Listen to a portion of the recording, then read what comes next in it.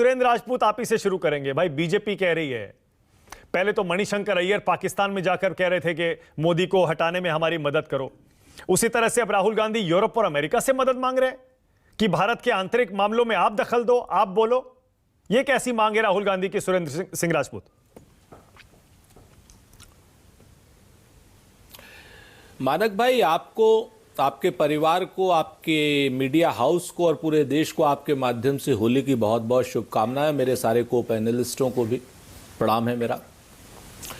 आप जो बात कह रहे हैं, अगर राहुल गांधी ने ये बात कही हो तो आप अपने दिल पे हाथ रख करके बता दीजिए, उनका एक बयान सुन लीजिए।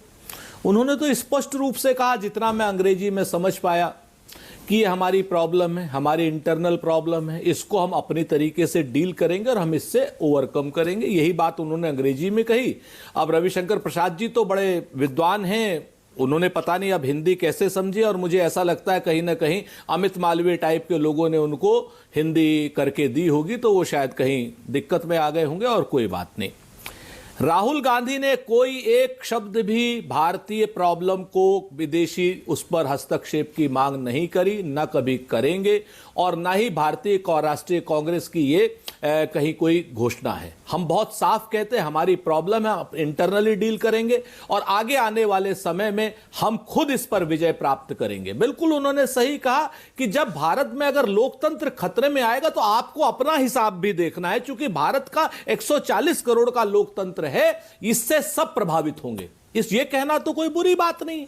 उससे पहले कोई आदमी, आप भी नहीं कह रहे हैं कि उन्होंने ये स्पष्ट कहा कि हमारे इंटरनल प्रॉब्लम, हम इससे डील करेंगे। ये मेरी ख्याल से, मुझे नहीं समझ में आता कि सब लोगों के मुंह में दही क्यों जम गई है ये बात कहने में और सुनने में।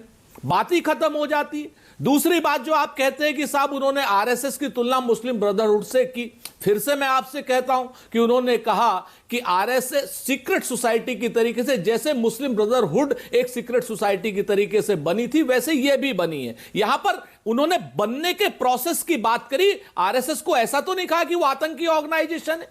आप लोग अपने मन से कुछ भी कह लीजिए, रविशंकर प्रसाद अपने मन से कुछ भी कह लें, इसका हमारे ऊपर कोई वो नहीं। हमने तो जो कहा वो हम बता सकते हैं आपको। हां, बिल्कुल आरएसएस मुस्लिम ब्रदरहुड वाली लाइन की जिस तरीके से वो बनी थी, उसी तरीके से ये भी बनी, क्योंकि इसका ना तो कोई नियम है, ना कोई लिखित संविधान है, ना कोई कानून है। इसका तो क्या नाम, संविधान ही पटेल साहब ने लिखवाया था, इनको दबाव देकर के, इनके जो संघ प्रमुख थे उस वक्त। ये भी अपने आप में सच है और ये ऐतिहासिक सच है।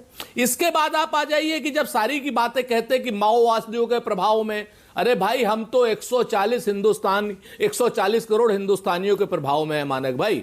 हम इस तरीके की बात नहीं करते हैं।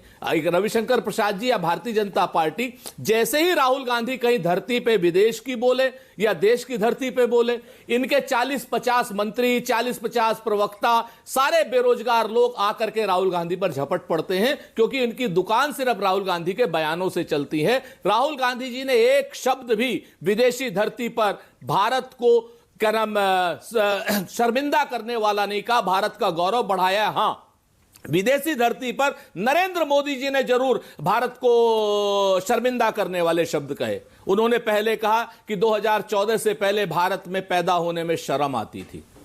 इस महान प्रक्रिया, महान इस देश में पैदा होने में उनको शर्म आती थी। बात वो जवाब दें कि भारत में भ्रष्टाचार, सरकार का भ्रष्टाचार, विदेश में जाकर के बात करते थे। वो जवाब दें कि अब की बार ट्रंप सरकार, जो उन्होंने क्या नाम विदेशी धरती पर कहा था, भारतीय प्रधानमंत्री पद के रहते हुए अमेरिका की एक इंटरनल पॉलिटिक्स पर बात करी थी, उन्होंने शर्मिंदा किया था देश को। देश शर्मिंदा इसलिए नहीं होता है कि क्या नाम राहुल गांधी तो देश के मान को, सम्मान को बढ़ाते हैं।